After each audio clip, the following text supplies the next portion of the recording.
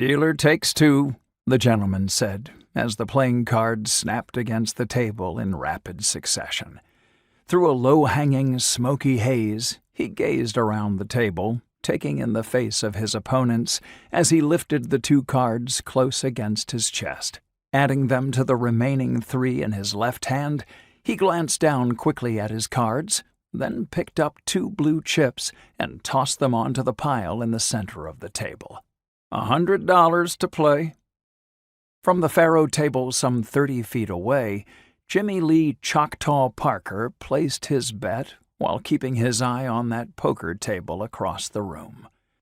"Copper the 8, he said, sliding a stack of chips on the layout and dropping an Indian head penny atop them.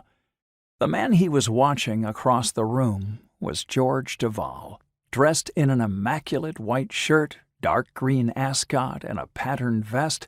Duval, one of the most proficient gamblers working the railroads and steamboat lines, was holding court in the poker room at the New Continental Hotel.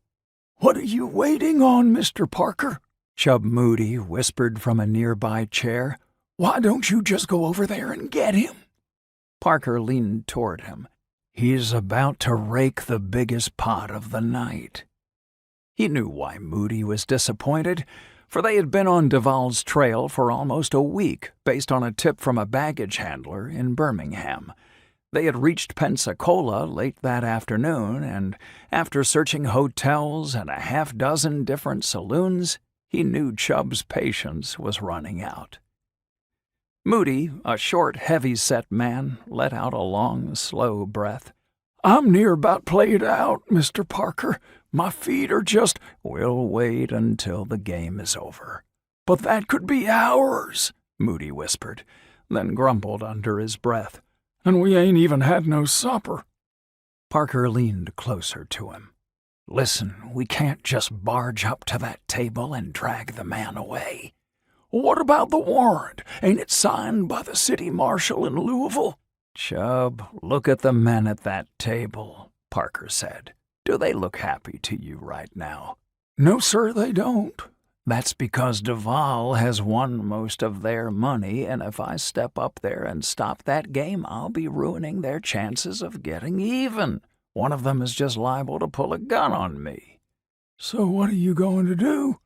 "When the game breaks up, we'll follow Duval outside and introduce ourselves."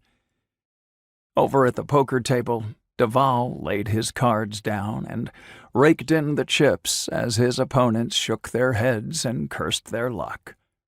"Fine," Moody said, digging into his jacket pocket for more money.